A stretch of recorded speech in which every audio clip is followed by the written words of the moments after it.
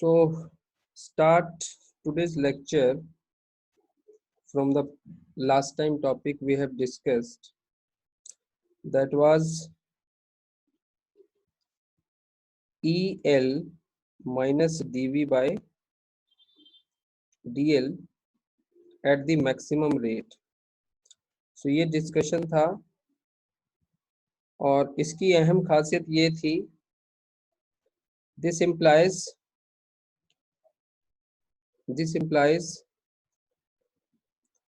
electric field will move from higher potential to lower potential. ठीक है, इस बात को तो हम पहले से कंसेप्चुअली भी हमें ये बात पता थी, हम पहले से मानते आ रहे थे, बट ये बात यहां से भी हमें समझ में आती है कि अगर इलेक्ट्रिकल फील्ड आपकी, ये एक्सप्रेशन तभी वैलिड होगा प्रॉपरली।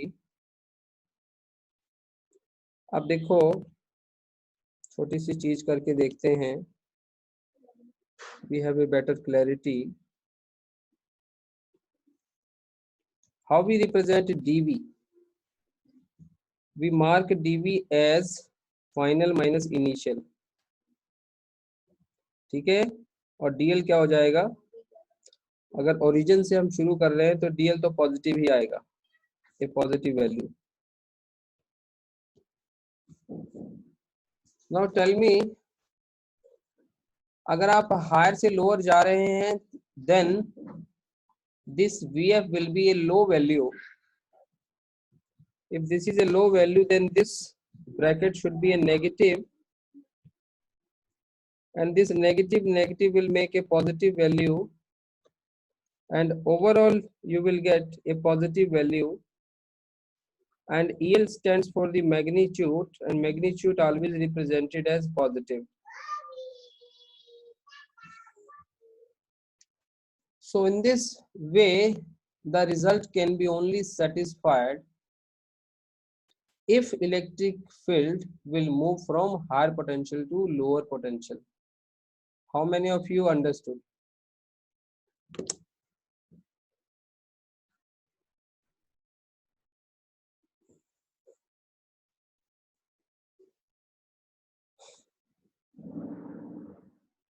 ठीक है, तो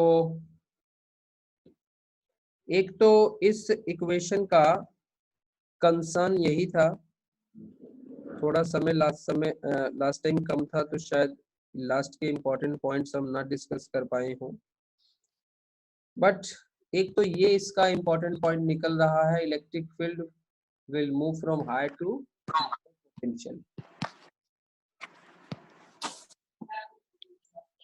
उसके बाद दूसरा यहाँ पे मीनिंग ये निकल रहा है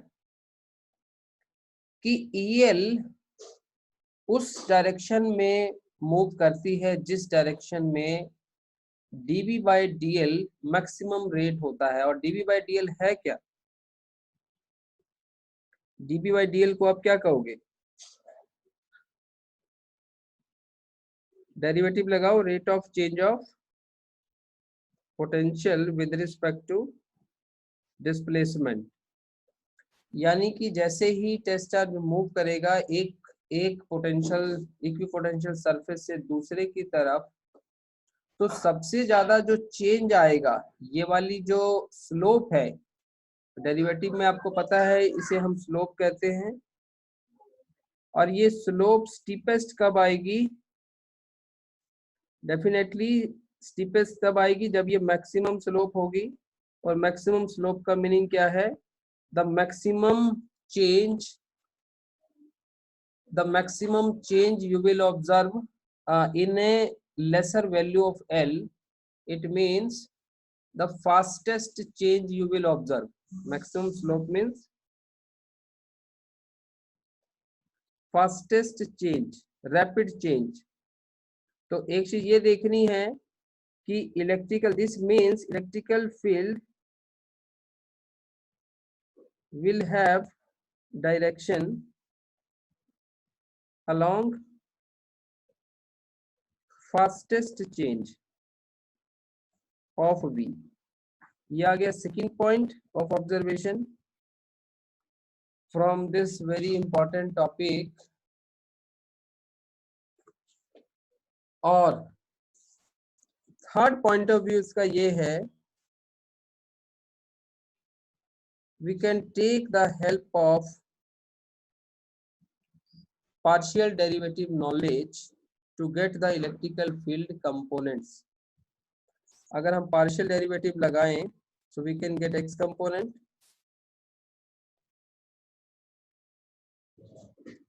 मैंने कहा था जब आप x इलेक्ट्रिकल फील्ड निकालने जा रहे हो, you are going to find the component of field along x axis, it means definitely along x axis y और z component 0 होंगे। इसलिए हमें, यानी कि उनके अंदर कोई चेंज हमें नहीं ऑब्जर्व करना है। इट मीन्स पार्शियल डेरिवेटिव में y और z को कांस्टेंट मान के चलना होता है। ये बात आप पहले से भी जानते हो। y z को क्या मानना है?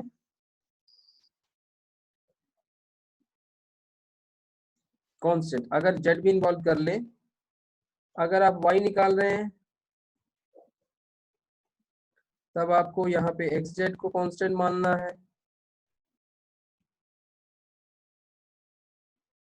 अगर सपोज आपको z निकालना है सो डेफिनेटली वहां पे x और y को कांस्टेंट मानना है। This is the theory. तो बहुत इंपॉर्टेंट टॉपिक था ये। This topic is not as it is given in NCERT, but for the knowledge and for the mastery of the topic, this is very much required to understood। ठीक है, इसके बिना अधूरा रहेगा काम। अब आइए अपने पर्टिकुलर क्वेश्चन के अंदर, तो हमें वहां पे एक पोटेंशियल दी हुई थी।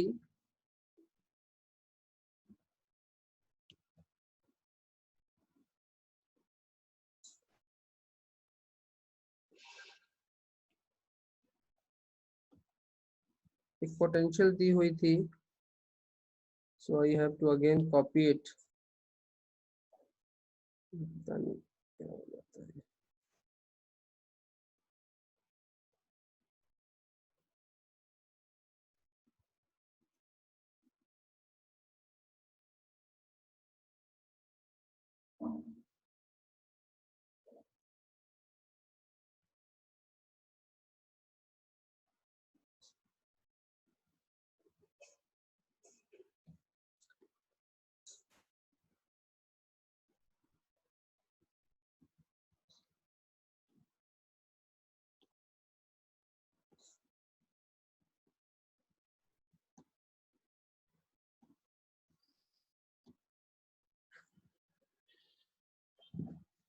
सो ये देखो डाइपोल की ओरिएंटेशन क्या है।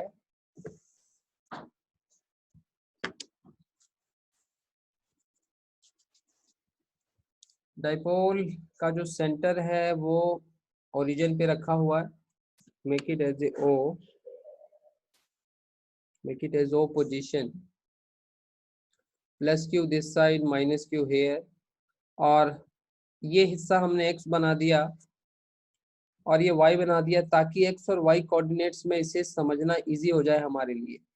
हमने जो डेरिवेशन करी थी वहाँ एक्स वाई मार्क नहीं किए थे, बट यहाँ पे आपको स्पेसिफिक सिचुएशन बता दी।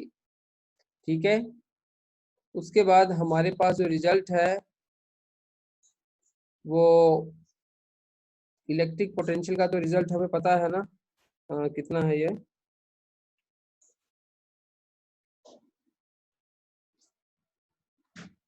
It was P cos theta over R square. So the potential at P is P cos theta over R square. And you remember what was R here?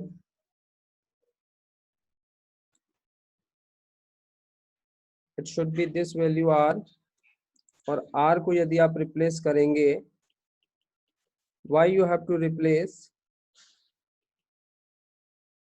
Because we want the component of electric field in x and y form, तो वो replacement हमें करनी पड़ेगी। Okay, तो r को replace करेंगे इससे और cos थीटा को इससे। ये हिंट्स मैंने दिया था। सो putting value of cos theta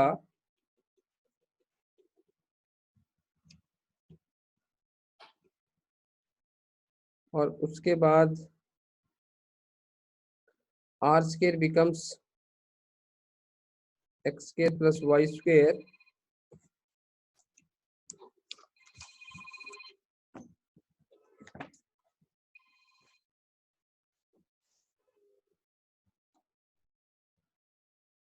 एक सेकंड बच्चे होल्ड। तो यहाँ से इसको हमें थोड़ा और कंबाइन करना चाहिए। P y over 4 pi epsilon not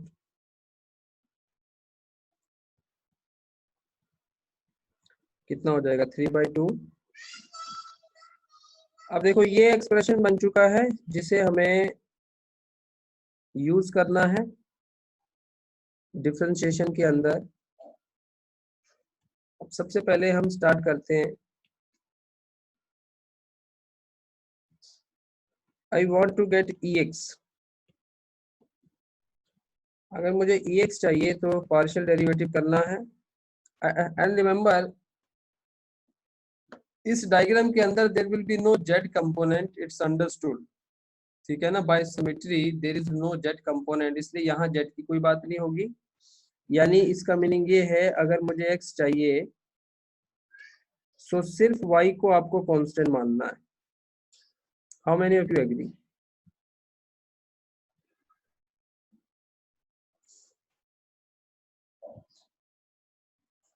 ठीक है, अब इसको डिफरेंशिएशन हमें करनी है।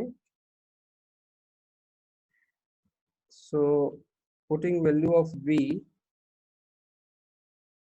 P y 4 pi epsilon not.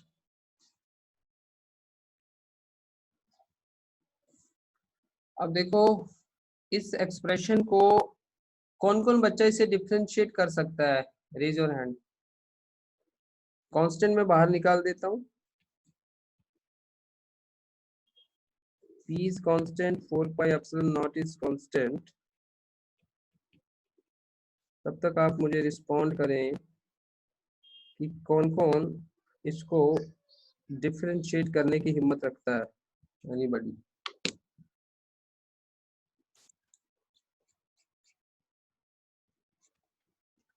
Mehul, Babita, वंदना, रश्मि, मंजीत, अक्षिता। हाँ भी क्यों अमरनाथ, आपको नहीं आता ये इसे डिफरेंशिएट करना?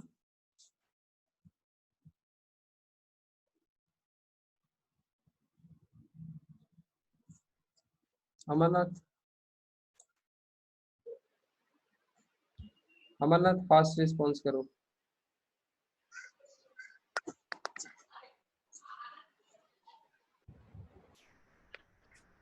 अमरनाथ। सर सर वो मैंने सर किया था सर, वो बार बार सर वो अनम्यूट सर अपने आप वो sir raise sir lower hand हो जाता है सर वो। तो यार मैसेज बॉक्स में डाल दो, जब तुम देख रहे हो कि ये हो रहा है तो फिर बैठे थोड़ी रहना है।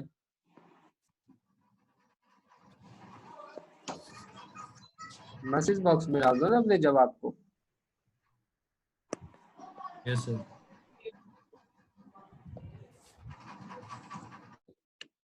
सो इसकी डिफरेंशिएशन करते वक्त आप ये भी देखिए y को क्या ट्रीट करना है, कांस्टेंट। तो भाई हाँ y भी हमें बाहर निकाल लेना चाहिए, तो y को भी हम बाहर निकालेंगे। माइनस पी वाई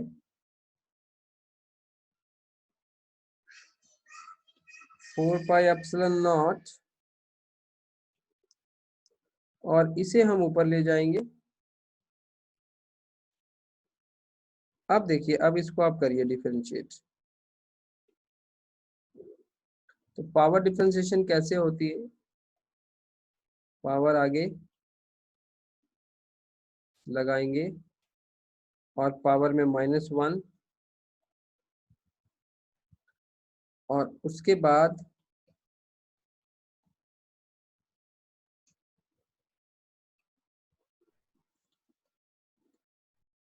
इनसाइड की डिफरेंशिएशन, और इनसाइड की डिफरेंशिएशन में x वेरिएबल है 2x, y स्क्वायर कांस्टेंट है 0। कितने लोगों को ये स्टेप समझ में आ गया ये वाला? Tell me this step you understood.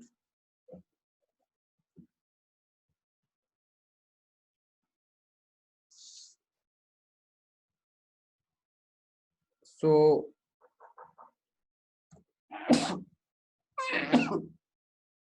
sorry, -3/2 into 2x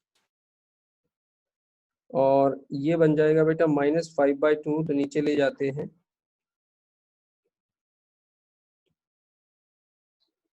2 get cancelled, further +3py x also 4πε0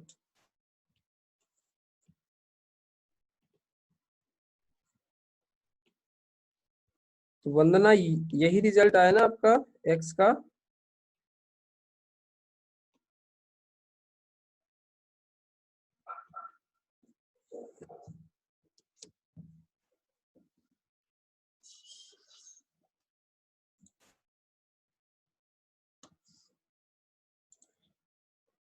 ठीक है, तो ये वाला रिजल्ट तो मैचअप हो गया। We go for y result, तो उसके लिए for ey we have to do in this way, keeping x constant this time. So again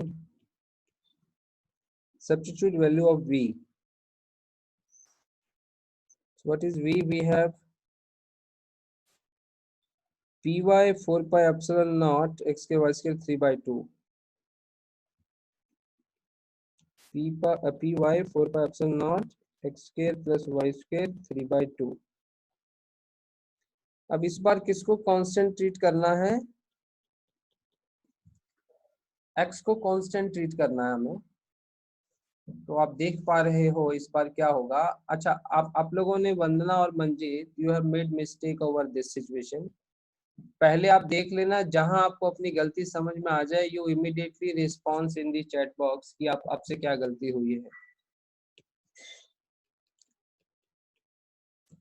तो कांस्टेंट चीजों को बाहर निकालें पहले।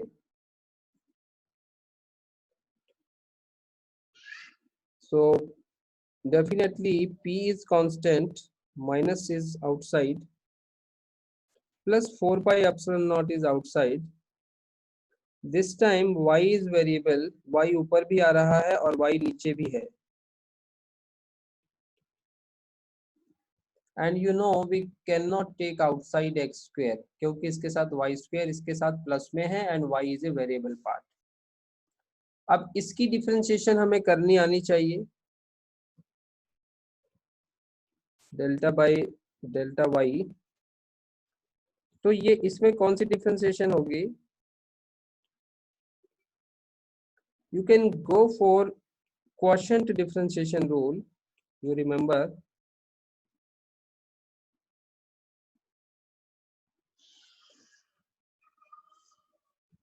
अगर आपको ये करना है तो इसके लिए क्या करते थे हम?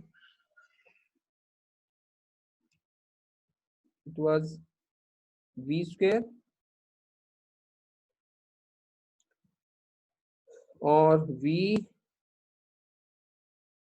अच्छा एक सेकेंड, यहाँ पे I make it x, v du by dx minus u dv by dx। सो ये वाला rule, how many of you remember this rule, है ना? Quotient derivative. तो जब दो वेरिएबल फंक्शन आ जाएं ऊपर और नीचे, ऊपर भी वेरिएबल है नीचे भी वेरिएबल है, ठीक है ना, two variable for two variable function in quotient, तब आपको ये करना होता है। यहाँ वही करना चाहिए हमें, go for x square y square 3/2 का whole square, x square plus y square repeated and d by dx of delta by delta, sorry y है ना, so that's the above part, y का हो जाएगा माइनस, फिर y बाहर आ गया, y of the below portion।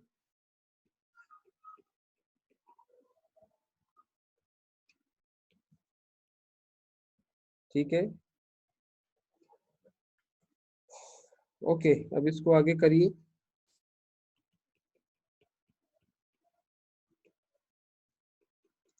X square plus y square 3/2, this is 1, y variable x constant, तो ये 0 हो गया, 2y,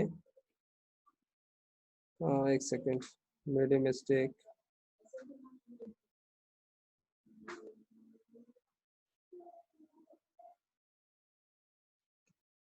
सबसे पहले पावर का करेंगे ना, so power is outside, 3/2 minus 1, then inside portion x is constant 0 हो गया, y square का 2y,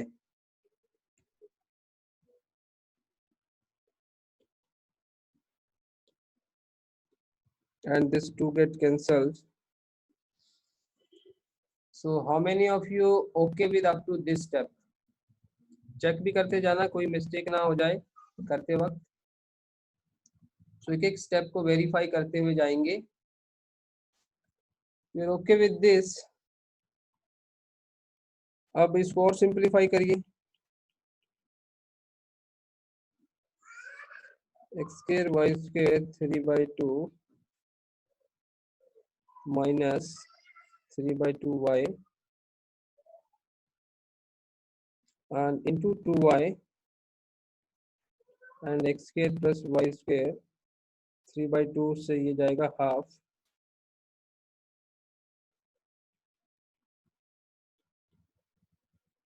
this 3,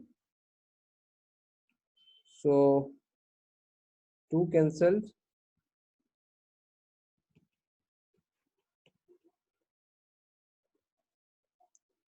और अगर और सिंप्लीफाई करने की कोशिश करें तो इसको हम क्या लिख सकते हैं, हाफ इंटू 1, ठीक है, ऐसा लिख सकते हैं, and this becomes 3y square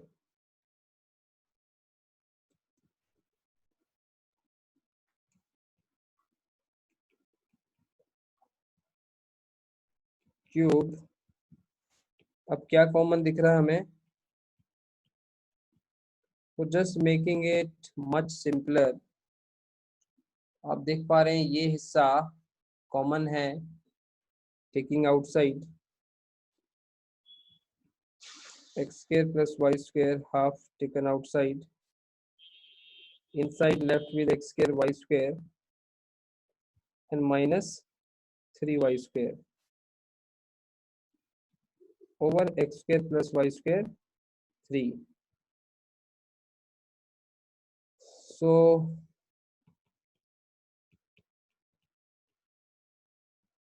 चलते जाइए,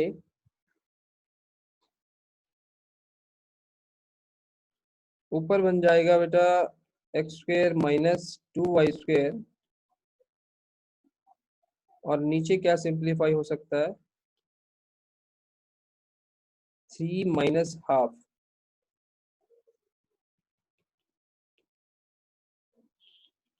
सो x square minus 2y square over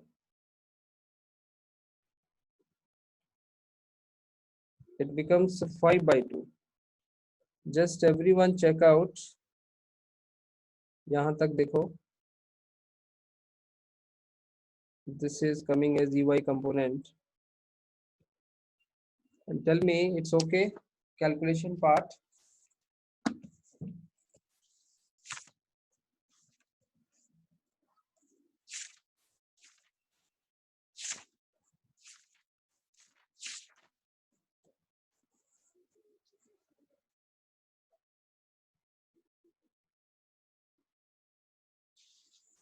Yeah, it's absolutely correct.